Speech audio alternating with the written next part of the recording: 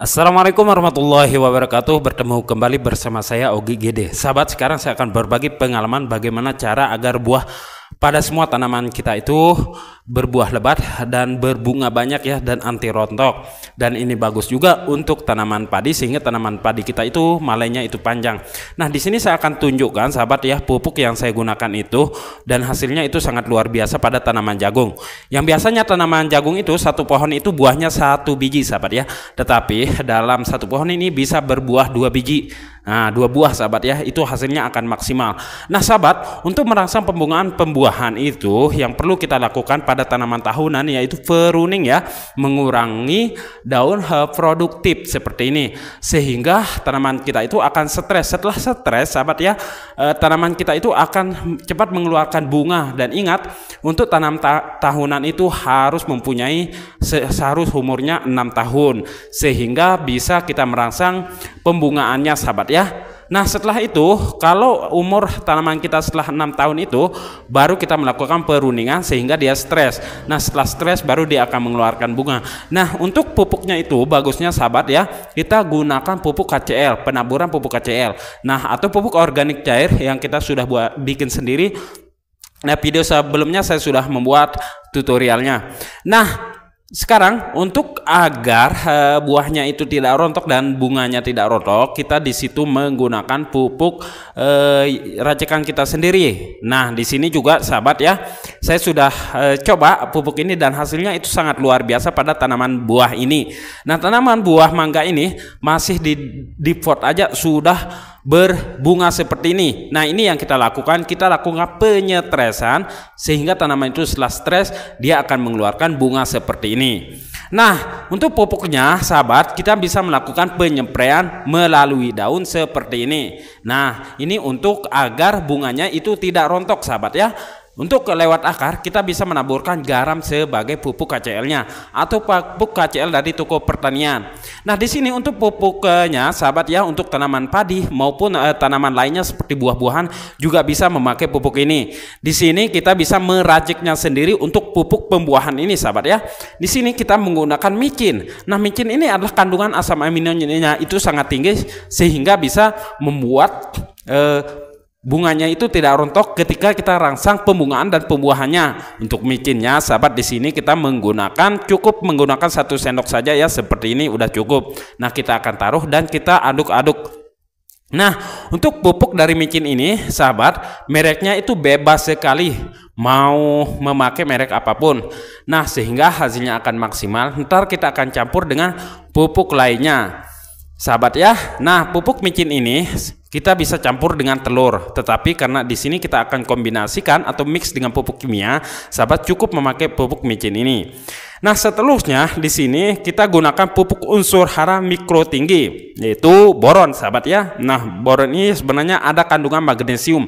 Magnesium itu tujuannya agar daun pada tanaman kita itu akan menjadi hijau royo-royo, dan ada kalsiumnya juga. Kalsium itu adalah untuk agar bunganya tidak rontok sahabat ya, setelah kita spray ntar memakai pupuk ini. Nah untuk unsur hara mikro itu banyak sekali sahabat ya, ini sangat dibutuhkan tanaman walaupun itu hanya sedikit, dan sahabat kita buktikan itu tanaman kita itu akan berbuah banyak dan anti rontok. Oke sahabat, setelah ini sahabat, nah di sini untuk unsur hara mikro dari boron yang kita gunakan ini kita pakai sedikit aja sahabat ya untuk pergendongan semprotan.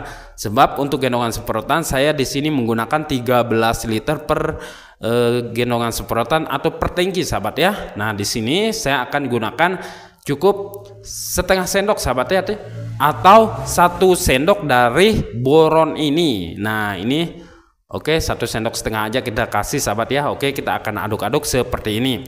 Nah untuk agar buah kita itu tidak rontok, itu kita bisa menyemprainya memakai kalsium sahabat ya, pupuk kalsium. Tetapi di sini kita gunakan boron aja udah cukup ya. Ini untuk tanaman padi itu sahabat bisa tinggi sekali untuk tanaman padi kita, dan kedua buahnya itu akan menjadi berat dan terisi penuh sahabat untuk tanaman padi, dan saya selalu membuktikan dan hasilnya itu sangat luar biasa.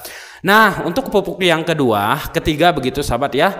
Di sini kita menggunakan monokalium fosfat atau bisa disebut MKP. Untuk mereknya sahabat bebas mau MKP dari petani atau multi KP seperti ini tuh bebas. Yang penting tinggi unsur hara fosfat dan kaliumnya sahabat ya. Nah, seperti pupuk ini yaitu pupuk majemuk. Nah, untuk dosis dan ukurannya untuk MKP ini atau untuk yang tinggi pupuk fosfat dan kaliumnya ini kita gunakan di sini kurang lebih 2 sendok atau 3 sendok juga bisa sahabat ya. Nah, setelah kita campurkan bersama micin tersebut sahabat ya. Nah, di sini saya gunakan 2 sendok dan tadi untuk boronnya kita gunakan itu 1,5 sendok. Berarti untuk pupuk dari perangsang bunga dan buahnya ini lebih banyak unsur hara dari majemuknya sahabat ya, seperti tadi fosfat dan kaliumnya itu seperti MKP sahabat ya. Nah, di sini kita aduk-aduk sampai merata seperti ini dan ntar kita bisa menyeprainya maupun menaburnya ataupun bisa mengocorkannya pada tanaman kita sahabat ya. Kalau untuk tanaman yang tinggi itu kita bisa melakukan sistem kocor. Tetapi ada situasi tanah yang benar-benar gembur dan banyak bebatuan, itu biasanya bagusnya kita spray melalui lewat daun sahabat ya. Nah, di sini untuk pupuk yang keempat di sini kita menggunakan pupuk KNO3 sahabat ya. Nah, yang tinggi angkat unsur hara kaliumnya sahabat ya. Nah, kaliumnya ini tujuannya adalah untuk membesarkan buah dan bisa memperbanyak juga pada bunga kita, dan nitrogennya itu tujuannya sahabat ya hanya sedikit, itu agar disesuaikan dengan pupuk MKP bersama kaliumnya sahabat ya, sehingga di sini setelah kita campur ntar menjadi pupuk NPK sahabat ya. Nah, ini kita gunakan seperti ukuran dari 2 sendok saja, kita samakan sahabat ya seperti pupuk MKP itu atau monokalium fosfatnya. Oke, ini yang ke-2 sendok sahabat ya, kita taruh aja. Dan tujuannya, dan ingat ada memang pupuk gerendulan juga bisa sahabat ya memakai pupuk tersebut. Tetapi untuk pupuk dari KNO3 ini yang kita gunakan adalah pupuk nitrat yang siap diserap oleh tanaman dan ketika kita aduk akan tercampur rata dengan air dengan cepat sahabat ya. Nah, kita aduk-aduk. Nah, ini udah beres sahabat ya.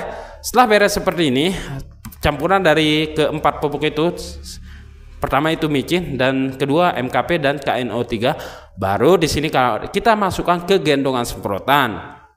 Nah, untuk penyemprotannya sahabat ya, sahabat yang perlu ketahui sebab banyak kesalahan-kesalahan fatal yang kita lakukan ketika kita melakukan penyepraian. Ketika seperti tanaman cabai misalkan, banyak sekali sahabat kita menyeprai tanaman cabainya itu di atas daun, karena itu akan mengakibatkan pupuk tidak akan terserap secara maksimal. Nah, caranya begini sahabat ya. Untuk penyempraian itu kita lakukan di bawah daun seperti ini. Karena di bawah daun itu ada namanya stomata daun. Nah, stomata daun ini adalah tujuannya untuk pupuk daun sahabat ya, dan menyerap sinar matahari secara maksimal. Nah, itu dia kita spray di bawah daun seperti ini. Nah, itu dia sahabat ya, semoga bermanfaat. Silahkan sahabat praktikin di tempat sahabat masing-masing. Saya Ogi Gede pamit undur dulu, berjumpa lagi di video selanjutnya. Assalamualaikum warahmatullahi wabarakatuh.